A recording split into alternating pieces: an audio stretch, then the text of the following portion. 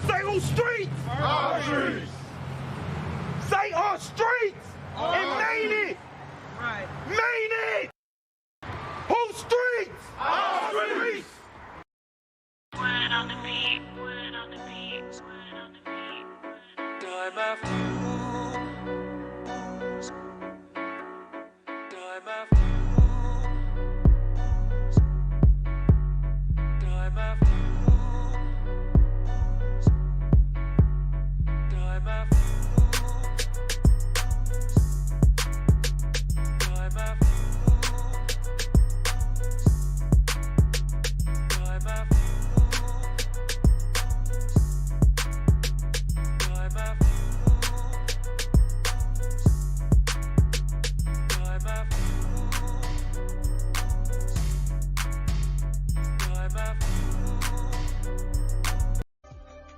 What up, y'all tuned in to Ian's podcast. Man, on this episode, man, really, we're going to be diving into the book, Black Fortunes. It's funny how I came across this book. I actually came across it because it was my mom's book. You feel me? It was sitting on her desk, you know, due to COVID-19. Everybody got to work from home. She was working from home. So, you know, I happened to look over there and seen that she had this book called Black Fortunes. And when I looked at the cover, it was like real old school, you know, black cover, hardcover book. But it was like it showed like old school individuals and then, you know, Black Fortunes. It caught my attention, you know, me being black, and me also trying to, you know, build black wealth, amongst myself, but also for the next generation. I seen that somebody from the previous generation, you feel me, from a long time ago, they look like they had that old money, but it was like, you know, I feel like it. So I didn't want to judge the book by its cover, but I did though, and that's what got my attention.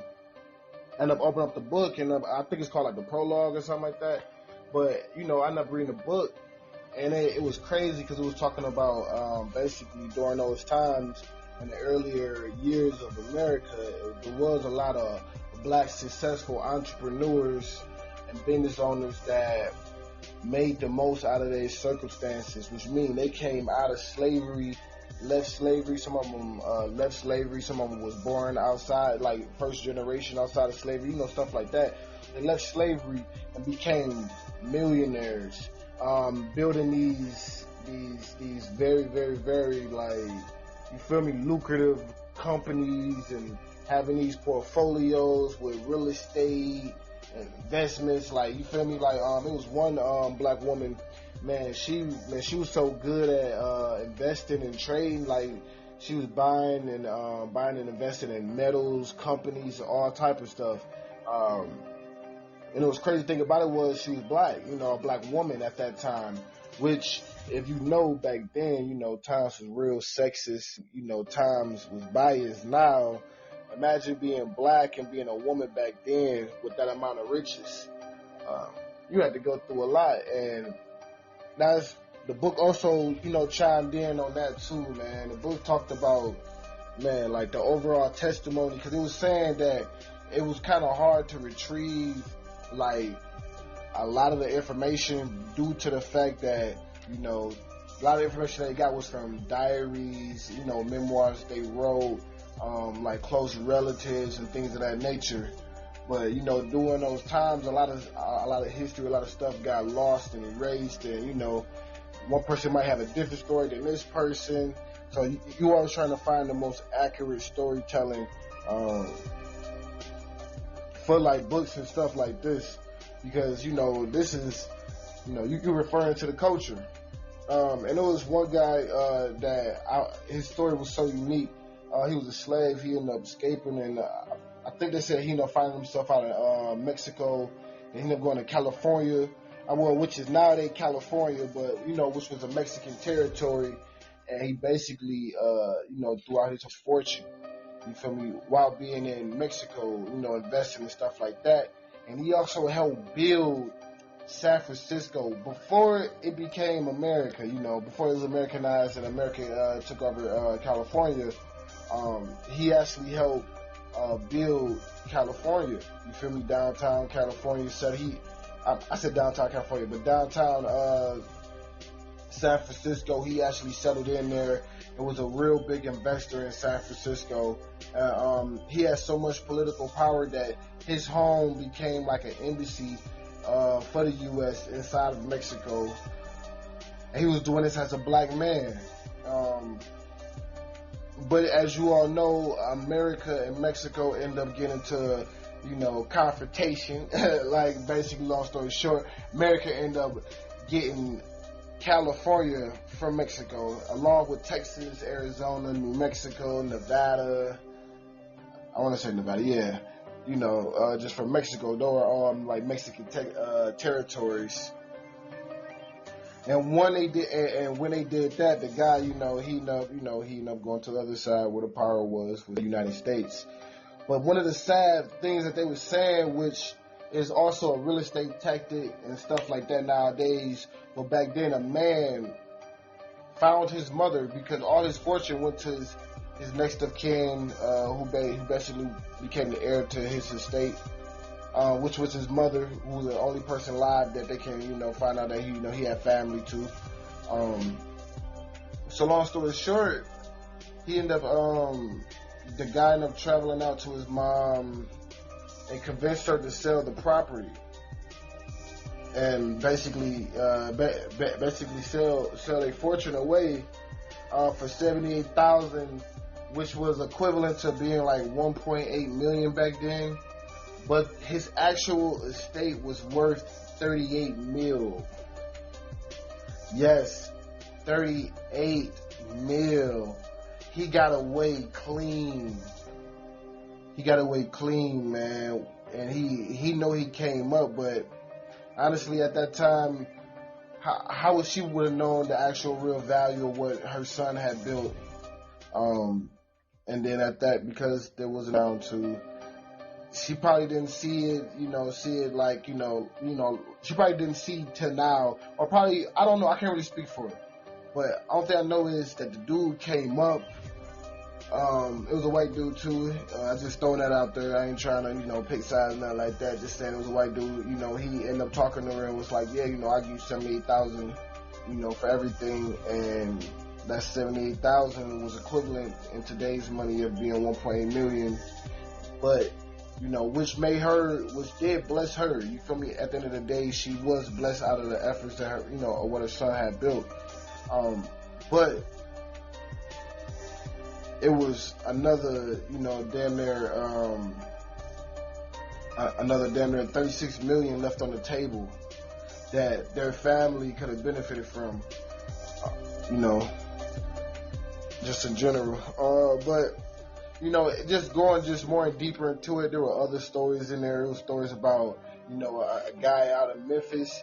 I want to say it was Beale Street. He ended up buying a property on Beale Street. And he became a real big, being able to capitalize on, when I think Memphis burned down way back in the day. He was able to capitalize on properties. Just due to the natural devastation that was occurring. And anybody know about real estate, man, whenever the market dropped, that's one of the best times to go buy. And because he had, he came up on all his money, he was able to keep doing that. He was able to keep flipping his money, utilizing real estate. He was one of the best at doing that during that time. And I don't know his name off the top of my head. I have to go back to the book to reference his name, but I'm also saying this so you can go check out the book as well. That link will be in the description below, where you can go find the book on Amazon. You can go shop for the book. They should have the audio and also the physical book if you want to listen or read it. But back to the story though, man. Back to the story. This dude, he came up basically being able to keep flipping his capital, his money in real estate, and capitalizing on opportunities on the city and things that happening around the city, which he was able to buy a lot of the properties and real estate along about like the things he went through to even get to that point. Because before that, he owned the store, you feel me, and he had money and stuff like that. And because back then, and this was one of the hardest things though, like this book was just shedding light on. Like when I was talking about the woman, like she was being, she was African American. You feel me? She was wealthy, and she was a woman. So she had three things going against her. You feel me? For him, it was sort of the same. If you were black and wealthy, you had a target on your back because white people that were like that wasn't as wealthy as you. You feel me? That were just as wealthy or poorer than you. Felt some type of way about that, and a lot of times created malicious. Well, I wasn't gonna say malicious group, but basically just created groups that come out. You feel me? Loot your stores, your homes, and basically kill or torture. You feel me? African Americans that were in the wealthy communities or in the wealth class. We are familiar with what happened with the Black Wall Street, but things like this were occurring all over the country, and this is why a lot of wealthy people they went into basically hiding and stuff like that. They wasn't really too much on Front Street when it came down to showing off their wealth and things of that nature, and especially when it came down to the women as well, because they didn't want to become a target amongst men of their own culture. So this guy in particular, his story was one that was also very unique. You know, just going back into his story is one unique. He got shot in the head twice, and it was both just due to just racism. One of them, guys came to come burn down his store. He owned one of the first black billiard clubs and stuff like that. And, you know, he was getting a lot of money from it, and they came and burned down his club, and one of the guys shot him in the head. They jumped him, and one of the guys shot him in the head. He ended up surviving. Now, just being shot in the head one time, I know for a fact that had some type of traumatizing and physical, just like damage to you. You feel me? Especially during times like that where, like, if we think racism and, you know, inequality is big now, back then it was like, man, it was head on. Like, your life was really, like, our life is on the line now, just that nature. But, you know, it was the same struggle, but even more back then. And they were getting away with it. You know, like, they getting away with, you know, people getting away with things now, but back then it was so common, and it was law at one point in time too. So we gotta always keep that in mind. I know a lot of people like to do a compare and contrast at times and what they're going through. Like, the pain that you endure, the pain that you're enduring right now is valuable. But man, we gotta keep it real. What they was going through back then, man, shit. Like, man, it must have been hard to kind of stay sane and stay just emotionally sound and mentally sound, knowing that everywhere you go, everything you do is gonna always be a target on your back just to live. So, but, you know, going back into the story, like, that's what people were saying about him. Like, you know, after he got shot in the head the second time, which was by a police officer, they said, like, you know, they say his demeanor was kind of, you know, he was kind of mean, snobby a little bit, but they were saying, like, you know, honestly, he's been through a lot. Like, I'd be kind of straightforward to the point where it's like, man, like, in order for me to get here, I've been shot twice and had to travel, and, you know, I just went through a lot just to get to this certain point. But not really going to his character. It was, you know, going to his story. You know, he invested into Beale Street, and during that time, you know, there was a chapter in there that was talking about basically, you know, walking that line between being a saint and a sinner, because during that time there was a lot of bootlegging and, you know, basically saloons and stuff like that going on, where you know what that nightlife is, what that nightlife is like. I started studying what that nightlife is like, where, you know, they you know, prostitution, drinking, and all that type of stuff was going on along that street, which comes with crime and stuff like that. And they were saying that because he owned a lot of those properties, he owned pretty much that whole street, that he was allowing it to happen, where he had the power and the control to just shut everything down. But they also was talking about how he met a young lady who came from that type of background, ultimately was able to switch his mindset, you feel me, and he did clean up the streets, and started reinvesting. And then, you know, they talked about, you know, the likes of like Madam C.J. Walker and things of that nature. But a lot of things that I found out that was very common was like those stories, like, in order to get to that position, that place to where they was at, they had to endure a lot of adversity, trauma. They had to reinvent themselves multiple times, and they had to look themselves in the face and just basically accept the challenge. And a lot of them live like basically like live longer than the average lifespan. It was 6 individuals. I'm still reading the book. So then, I don't want to drop too many Jews on y'all right now, and I also don't got too many Jews to drop because I'm in the process of still reading the book. But as I'm reading the book, I'm realizing how powerful it really is, and especially when we talk about African Americans, man, we don't really know too much of our history.